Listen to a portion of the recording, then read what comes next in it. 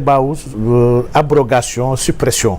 Alors que loolu li ñu bëgg def dëgg loolu du ñu ko bàyyi. mais maître Aïssata Tall Sall teg na ci argument comme quoi que ne en termes de conséquences. xëy na li ngeen ci di fa la nar a gën a compliqué. que yéen ni ngeen ko yaakaare ndax jàpp ngeen ni yomb naa abrogé. mais la ci conséquence buy métti moom. ci yéen la gën a ci yéen la nar a gën a. xam nga Amadou Ba li mu proposé. maanaam la loi kon en réalité kon moom laalu ko daf ko fiy bàyyi ba pare am une autre loi interprétative bi nga xam ne dina mën a créer ay conséquences yoo xam ne mooy li ñu bëgg soxla ñun de manière juridique et démarche boobu gisuma démarche bu ko gën a pragmatique bu ko gën a intelligente actuellement bu ñu mënoon jël donc li si am solo te man loolu laa jàpp ni mooy ce qu'il faut retenir par rapport à mbiru loi boobu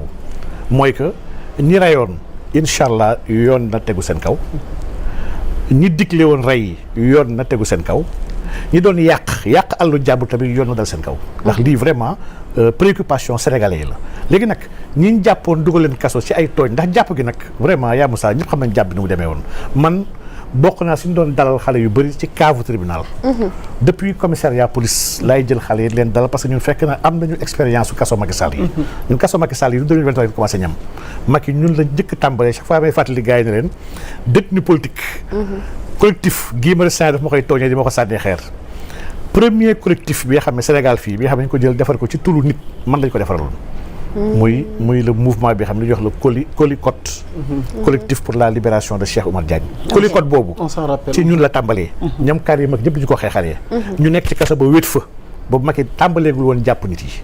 ba ñu jàppee nag mu nooy nag yaatal na ko nag xam na ni instant kon war naa mën a jàpp nit yi mu kon ne jàpp nag léegi xale yi foofu la ñu changé Colicot tuddee ko Colidep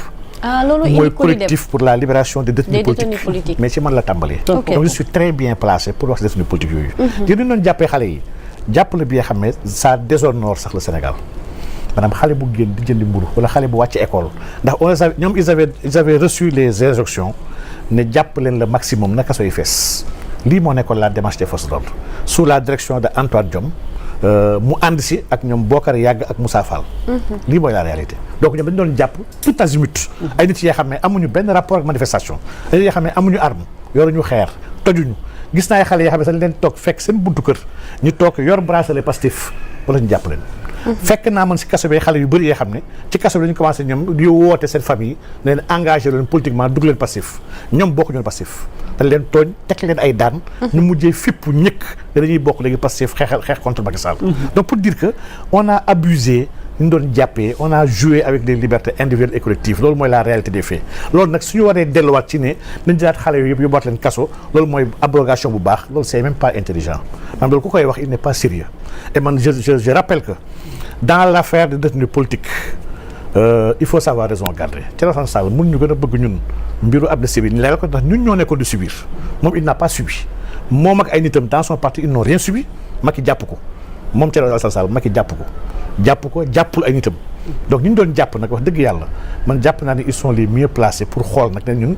nag ni ñu jàppoon bëgg nañu lumière soit faite ñun ñoo ko war a gën a bëgg xanaa ku ne ndax ñun lañ jàppoon xañ ñu liggéey. mais comment parce que am na ñu bëri ñu ngi def taxaw seetlu ne ndax yéen da ngeen di xool li leen arrangé ak li leen arrangé wul ci mbir mi. parce que am na ñoo xamante ni yéen volonté gi leen animé woon en tant que patriote. ngir xeex li fi newoon. waaye am na ñu ci raxoon ñoo xamante ni vraiment. yàq leen taxoon jóg te def nañ jéey yoo xamante ni tamit il faut que tamit ñu rétablir justice. ils seront livrés à la justice ñu dissocier leen ak ñi nga xamante ni yéen jàpp ngeen ni la leen taxoon a jóg du yàq. lu wér nga wax. lu wér nga wax ci nga yàbbu saa foofu foog ñu xaw a leeral tuuti. loolu mooy dëgg ñun nekkuñu ci démarche farfarloo wala jàppale suñu bopp. dañoo gëm ne amoon la ñu ñëwoon ci jàng ji waaye amoon na ñu doon race déem ñi nga xam ne jànguñu woon dañu doon tafuwaate. gis nga malfaiteurs yi raxoon organisation manifestation yooyu nga xam ne xeexuñu ak xeexuñu yelleef di sànq ay yëfu jàmbur ils doivent répondre devant la loi. li ñuy wax ci abrogation intelligente bi. mooy lépp luy dégâts matériels. rey ay nit ay bakkan dégâts financiers maanaam lépp li nga xam ne tooñ la dañ ko war a joyanti yóbbu ko ci yoon atte ko loolu mooy dëgg quel que soit fu mu mënti jóge su jógee ci force de l'ordre ko su jógee ci askan bi donc lii moom vraiment jàpp naa ni su ñuy wax devoir de transparence et de vérité on peut pas être plus réaliste que le roi donc jàpp naa ni on va y aller incha allah rabbi nañu atte surtout suñu morts yu bëri yu ñu am ak des disparus ndax chaque fois ma insister ni ñun on n'a pas eu que des morts on parle toujours de 80 morts yi nga xam ne qui ont été tués yii par balle yii ay dee yu ñàkk solo yi nga xam ne ay forces de l'ordre et de défense ñoo ko def. ñu si bëri on les a identifiés xam nañ ñan la et ils doivent répondre devant la loi. kan moo leen jox ordre ñuy rayé sur des manifestations yoo xam ne amuñu woon benn danger y avait pas de menace bi tax ñu war a utiliser ay armes létales contre ay xale qui étaient désarmés waaye au-delà de ces morts là. y a des gens disparus y a des gens yoo xam ne seen mbokk yi gisatuñ leen. ñii xamuñu dañ leen a sànni géej ñii xamuñu dañ leen suuli ji dans des fosses communes ndax on a des informations yuy wax ci lii. on parle de à peu près lépp 100 personnes yoo xam ne kenn gisatu leen. demuñu Espagne dugguñu kaso nekkuñu hôpital nekkuñu ci benn morgue mais ñii fa la ñu nekk. et on a vu des nervis yuy doxantu ci biir tali yi yor ay armes yoo xam ne c'est des armes de guerre sànq Abdoulaye mu ngi koy wax mais comment on peut acheter chez un grand délinquant muy Petit Boubé. jënd ci moom ay armes pour une valeur de 45 milliards pour le ministère de l'environnement bi nga xam ne ministère de l'environnement ñan lay xeexal à part des braconniers yu muy dàqanteel. bëgg nañ comprendre boobu le dossier. 45 milliards yooyu la mën a duggee ñëwal ko fay en 5 tranches au lieu ministère de l'environnement les forces armées sax déchargé ko mais ça a été déchargé au palais de la République. présidence. mais lii c'est extraordinaire mais armes yooyu fan la jaar. on se rappelle 2023 juste. bateau arme ak bateau munitions yi ñoon jàpp biir port. ay valeur plus de 3 milliards nañ ñoo doon dugal bateau yooyu mais am na trace xam nañ ñan la war a mën a xam ñan la. ku doon dugal bateau yi am na suy bëri on les appelait bateau Marème Faye Sall yi. te ce sont des bateaux yoo xam ne les autorités du port amuñu woon droit contrôler ko. et on amenait du n'importe quoi et su bëri c'était des armes. ñu dem nañ ba commencé wax ne Dakar était la plaque tournante du trafic d'armes et de drogue de la sous-région avec ñoom Guinée-Bissau ak ñëpp.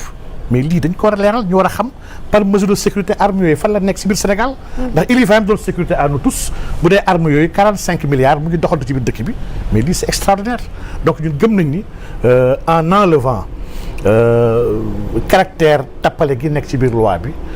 on peut faire justice incha allah pour ñi ñu tooñ pour ñi réer. pour ñi ñu rey ak ñi ñu yàqale. et man jàpp naa lii mooy dëggantaan la quintessence même de la volonté d'abroger cette loi là. bu ñu ko defee jàpp naa ni xanaa politiciens yi wax pour wax nii rek waaye l'essentiel a été fait. parce que vérité ak réconciliation bi nga xam ne yéen a ko doon prôné depuis le début je pense que. moom la ñu gëm ba tey balaa ñu koy wax wala balaa ñu ci àgg foog ñu abroger loi bi. ba pare moom la ñu gëm ba tey il faut ñu àtte te àtte yooyu chaque fois mu wax ne man àtte yooyu régime bi bu bañee ne du àtte sax man ma bàyyi régime bi. donc ñun nous sommes sur ces principes là ñun nekk ñu ci parparloo li ñu wax mooy vérité ak dëgg war na feeñ. ñun on a subi directement on a des amis yoo xam ne ak ay xale yoo xam ne dañ leen rey ay xale yu ñu xamoon lañu xale yooyu ils n'ont rien fait pour mourir man nekk naa ko soog yenn xale yoo xam ne reylu leen sax waaye yàq nañ leen on les a torturés à telle enseigne que seen ay jurukaay sax yàqu na ay xale yu ndaw yoo xam ne qui n'ont rien fait ñu yóbbu leen si ay gendarmerie di leen dóor ak ay crosse arme ak ay casque xale bu ndaw désarmé lépp 20 gendarmes jàpp ko di ko dóor mais lii c'est grave maanaam les forces de défense Sénégal dafa signer ay conventions contre la torture contre le traitement dégradant et déshonorant contre des sévices yi nga xam ne mais Sénégal waru ko def suñu force de défense sécurité waruñu def loolu donc bu ñu ko defee mooy que y a de la délinquance au sein des forces de défense de sécurité et lii c'est un fait bi nga xam ne kenn ñeme ko weddi kuy xool le grand banditisme bi gën a dangereux Sénégal mais ñi koy def dañoo am mandat wu yoon dañoo yor ay tenue di ko sol ñooñ ñooy jàpp la raquette di nangu sa alal par force